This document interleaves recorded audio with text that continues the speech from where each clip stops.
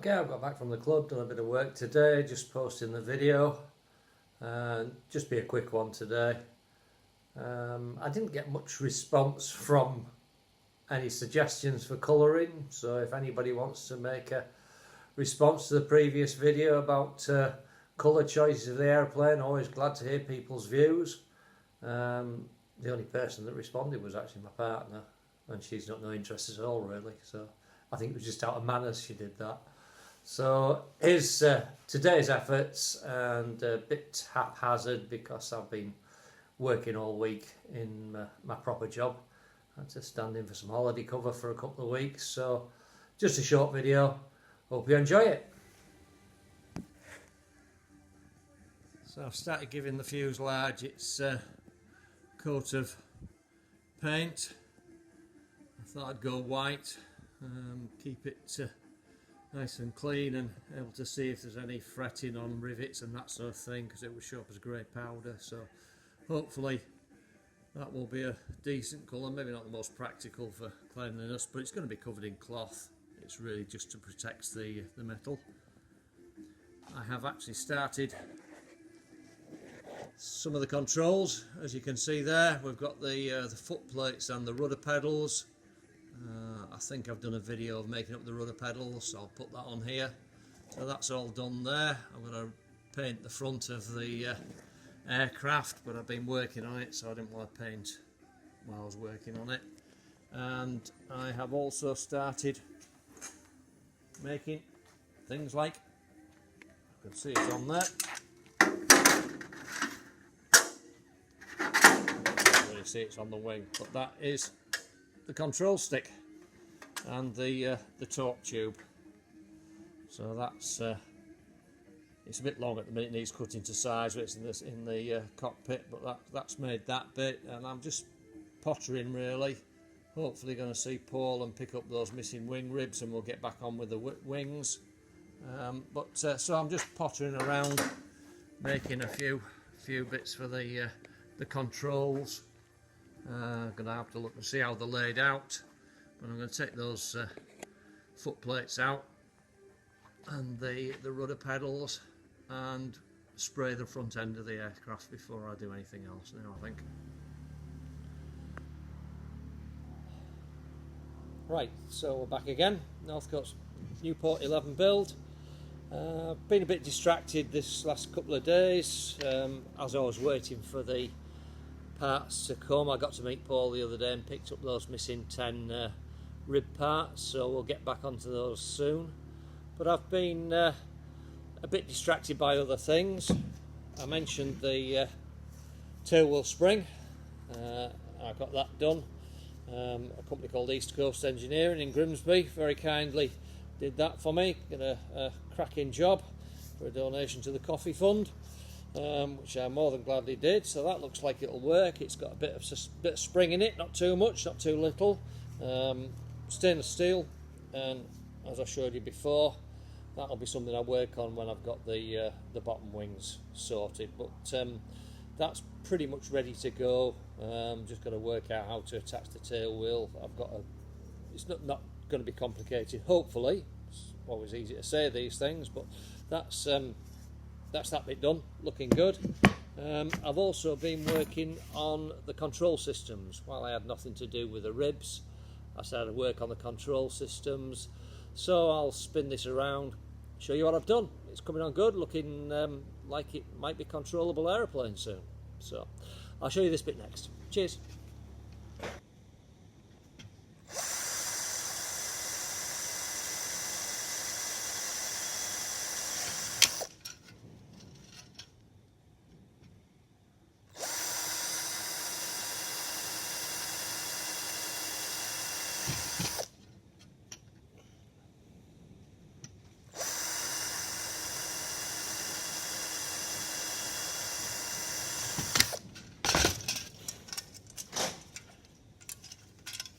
First one done, or first bit of it done. I'm going to use some scrap that I've got here to fill in the gaps.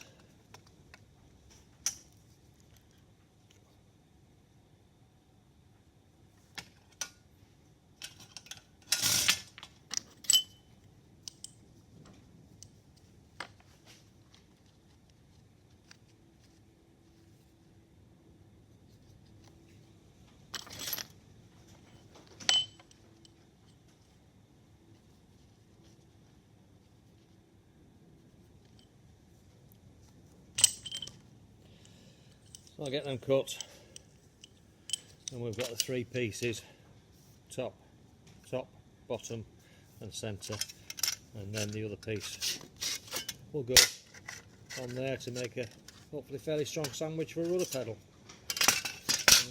Might look into, we'll see. I've got to keep this light, so I don't want to be putting excess bits in, but we'll see how strong it is when it's riveted together. That's that bit. I'll get these pieces cut and come back to you. So I don't know how well you can see that. Looks a bit of a jumble with all the stuff in the background and all the tubes and everything, but that is the rudder pedals in place. I think I showed the rudder pedals on one of the videos, so that was the making of the rudder pedals. That's them there, left and right rudder pedals, foot plates.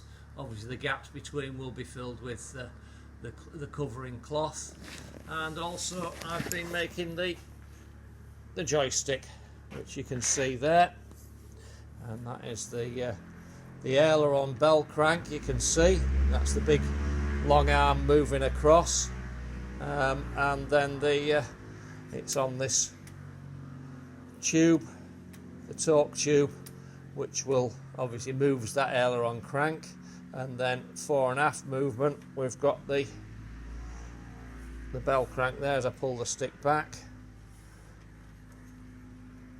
So that's all working quite smooth and nice. They put a bit of grease on the joints, but that seems pretty good.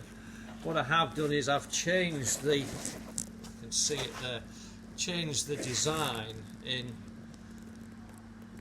because I wanted to keep the seat as low as possible. I think I've mentioned that. I don't know whether this is going to work. It looks, you know, it works in theory, and you know that bit works in practice, but I won't know until you get the push tube for the elevators attached, which they go on there. That's the elevator attachment there. How do you balance? It is quite. That bell crank isn't attached. That's what that little note there is, that it's not riveted. It won't work very well with it not riveted. But the actual torque tube should actually go from that point there where I've attached that. So basically I've put an extension in to move the fulcrum further aft, which means when it goes up, hopefully the seat will be around in this position here, and then hopefully I can keep that seat lower and still have clearance for that bell crank, that push tube to go along. So that's we'll see. You know, if it doesn't work, I'll have to go back. But it's all part of thinking ahead and trying to keep this seat as low as possible, so I don't look like I'm a pea on a drum sticking out the top of the aircraft. But that's all gone now. Looks pretty good. You may see I've sprayed most of the fuselage now is sprayed with its top coat of white final protection coat. I haven't done those yet, the uprights, and I haven't done the undercarriage, mainly because I'm not quite sure what I'm going to do with those. Well, those I do know what I'm going to do with those bits, but this the undercarriage, whether I'm going to paint it depends on what colour I paint the aircraft as to what colour I paint them, I guess. But they're all primered and etch primered and stuff, so still needs a coat. Probably it'll need a coat underneath this because I haven't been able to flip it over to do that. But might be a case of getting on my back and breathing in can paint fumes for a while. But it's had a reasonable coat. Probably you can see it looks a bit thin in places. But again, I don't want it too heavy. I'm trying to keep the weight down everywhere I possibly can. I shortened off those rudder foot plates, so took quite a bit off the end of those, so there's a bit of a gap there, just to keep everything as light, use as little material as possible, and yet still keep it strong. So that's the progress so far. I'm going to work on go back to working on the low wings, get those ribs, final ribs made, and then we can get those low wings put together, and then pretty much all the major parts will be made. So that's getting quite exciting, isn't it? Right folks, that's enough for now. I'll be back with another one soon. Cheers. Okay, I'm back at Northcoates for the Nieuport 11 build. Had a week off as I've had to do a proper job and actually work, but that's been nice getting back to work and doing full time for a bit. Come back to finish the lower wings now basically, so a lot of riveting to do. I'll get my Duralac out, get my rivet gun sorted, and we shall hopefully shoot some rivets and get these bottom wings finished up, certainly as far as the ribs and the D-box are going. So let's hope. I'll let you know how it goes. Calling it a day now. I've got those two lower wing D-box skins riveted, and I've got the trailing edge of this wing clear-coed in place, all marked up, all straight. You can see that down there. That's all marked up and clear-coed in place. Just needs riveting now. But I've had enough again today. So stop when you've had enough. That's the theory. So it means I've got the other one to do, which is, as you can see, the D boxes are all riveted, but this